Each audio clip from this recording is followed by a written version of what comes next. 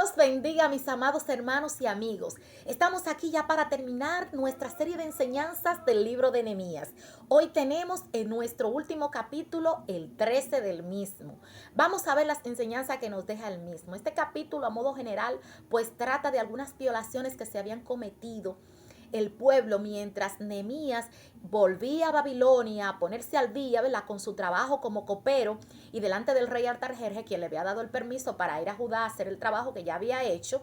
Pues retorna nuevamente a Jerusalén, a Judá específicamente, y se encuentra que habían violentado algunas leyes que ya ellos habían pactado, como vimos en el capítulo 10 que estuvimos estudiando. Habían hecho pacto delante de Dios de que guardarían las leyes. Vamos a ver cuáles fueron esas leyes que ellos violentaron y cuáles fueron las medidas que tomó Nehemías como correcciones por estas.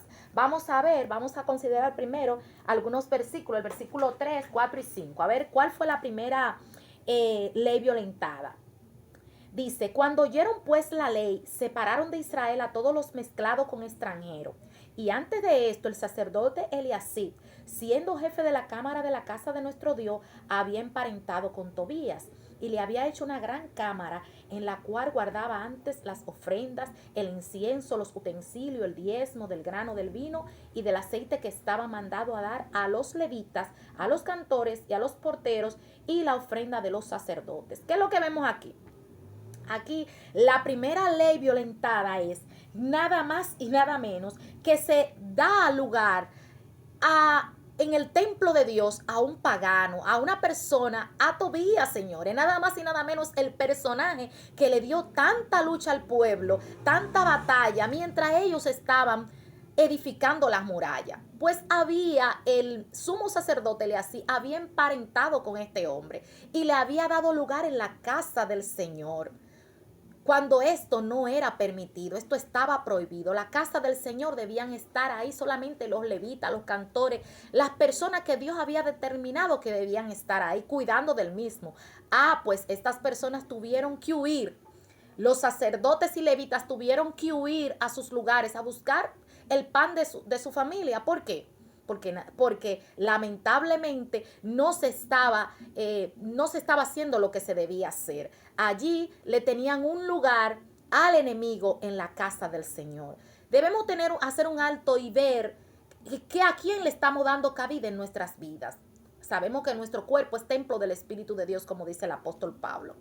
Ellos cometieron el error de el sumo sacerdote, de darle cabida al enemigo en la casa del Señor. Vamos a ver qué hizo. ¿Qué medida tomó Nehemías?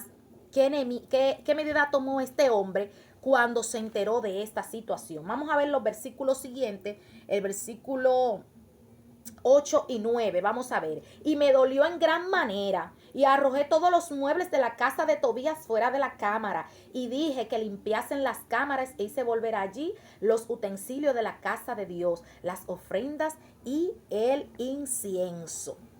Y cuando yo leo esto, pues me recuerda aquel lugar, aquel capítulo donde el maestro llega a la casa, llega al templo y encuentra a los cambistas vendiendo y encuentra que están haciendo negocio en la casa del Señor, y empieza a volcar y a sacar todo lo que no debía estar en la casa del Señor. Y le dice a esas personas: esta casa ha sido llamada casa de mi Padre, casa de oración. ¿Cómo la van a convertir en un mercado de ventas? Gloria al Señor. Y también lo relaciono con lo que dice el apóstol Pablo, que nuestro cuerpo, como ya dijera, es templo del Espíritu de Dios, y debemos cuidar qué colocamos ahí en nuestro cuerpo. Debemos cuidar lo que estamos dándole cabida a nuestro cuerpo. Vamos a ver la segunda violación que cometió el pueblo. Vamos a ver, esto lo vamos a encontrar en los versículos 10. Vamos a ver el versículo 10, a ver qué nos dice. ¿Cuál fue esa violación? La próxima violación dice: encontré asimismo que las porciones para los levitas no le habían sido dadas, y que los levitas y cantores que hacían el servicio habían huido cada uno a su heredad. Increíble. Lo que se debía hacer no se estaba haciendo. Al parecer había alguien que estaba abasteciendo o se estaba beneficiando de lo que llegaba al templo, a la casa del Señor, y lo que tenían el trabajo y el deber de cuidar la casa de Dios, tuvieron que huir a los campos a trabajar porque no se le estaba dando el sustento. Entonces, este fue el segundo pacto, la segunda violación. El sostenimiento del sacerdocio había sido descuidado. Había sido descuidado. Vamos a ver qué medidas tomó Nehemías. Vamos a ver los versículos 11, 12 y 13. ¿Qué nos dicen de esto? ¿Qué medida tomó este hombre? Dice, entonces reprendí a los oficiales y dije, ¿por qué está la casa de Dios abandonada? Y los reuní y los puse en sus puestos. Y todo Judá trajo el diezmo del grano, del vino, del aceite a los almacenes. Y puse por mayordomo de ellos al sacerdote Sedemías y al escriba Sadoc y a otros más, porque eran tenidos por fieles y ellos tenían que repartir a sus hermanos. Aquí vemos a un hombre tomando medidas, corrigiendo, pero también haciendo los movimientos que hay que hacer, tomando medidas. El liderazgo está llamado a tomar las medidas que hay que tomar, porque nosotros fuimos puestos en la casa del Señor para velar y cuidar por el bienestar del mismo. Y tenemos que tomar, cuando haya que tomar medidas, hay que tomarla.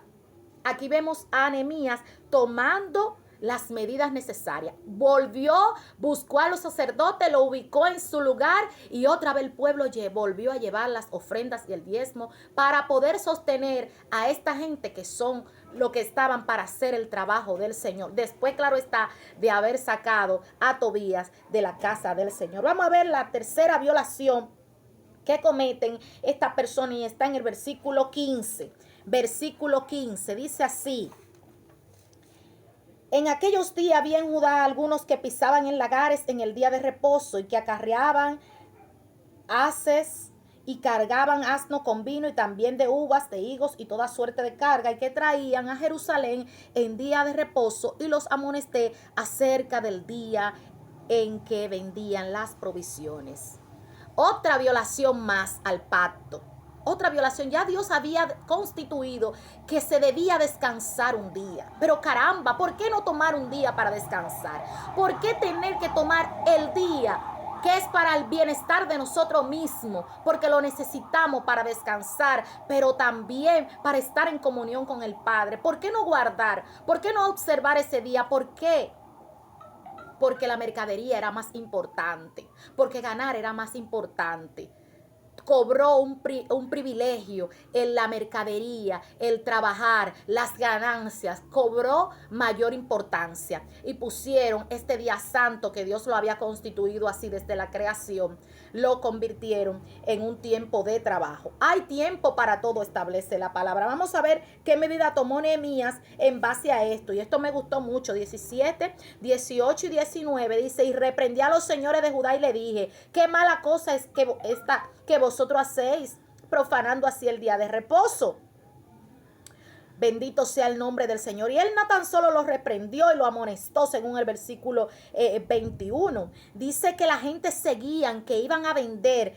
Y a pesar de que él puso guarda, sucedió que cuando le iba oscureciendo, ¿verdad? Él puso guarda antes del día de reposo y dijo que la cerraran la puerta. Y ordené que no la abrieran hasta después del día de reposo.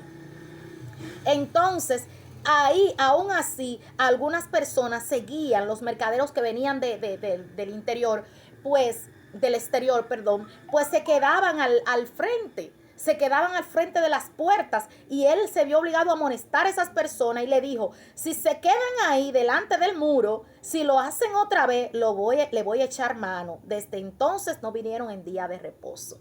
Se necesita gente aguerridos, gente persistente. Nehemías sabía lo que quería. Y Nehemías todo lo que había logrado, todo lo que vivió para lograr la victoria que alcanzó, pues no lo iba a dejar que se perdiera de la noche a la mañana. Y le dio seguimiento a esto. Vamos a ver el cuarto pacto o la cuarta violación que hacen estas personas. Dice el versículo 23 que vi asimismo en aquellos días judíos que habían tomado mujeres de Asdod, amonitas y moabitas, y la mitad de sus hijos hablaban la lengua de Asdod, o sea, no hablaban el judaico. Esto era un peligro. Un peligro. Lo primero es que, y más importante, que ya Dios había dicho que no debían unirse con naciones extranjeras en yugo, en unión matrimonial. Y ahí más adelante, pues, él habla de lo que le pasó a Salomón, ¿Cómo va a ser que ahora Dios, después que te ha dado una posición, tú la vas a dejar caer por darle entrada en tu vida a personas o cosas que ya Dios dijo que no? Dios nos llama a reflexión y estamos en una temporada para reflexionar y tomar medidas serias. Hay cosas que hay que sacar de nuestra vida, como vimos, del templo, de la casa del Señor, que somos nosotros. Hay cosas que hay que decirle que no, lamentablemente, no y no y no, porque ya Dios dijo que no. Se podía incurrir en la idolatría, porque estas mujeres extranjeras pues le traían, además ya habían otros profetas como Balaam, pues que le habían sugerido a Moab que enviaran sus mujeres para hacer caer a los hijos de Israel. Tengamos cuenta y abramos los ojos, porque el enemigo quiere hacernos caer de la gracia, quiere que nosotros bajemos la posición y el nivel de donde Dios nos ha colocado. Tenemos que tener los ojos bien abiertos y atentos para no violentar las leyes de nuestro Padre Dios. Tomemos las correcciones del lugar como lo hizo Nehemías. Hagamos lo que tengamos que hacer para estar en la perfecta voluntad del Señor. Limpiémonos de toda contaminación. Dice ahí la palabra que Él envió a los sacerdotes para que se limpiara todo el pueblo. Así, de esa manera vamos a evitar, nos vamos a santificar y vamos a evitar que el enemigo tome posición de lo que no le pertenece. Dios te bendiga, Dios te guarde y bendiciones de lo alto para ti.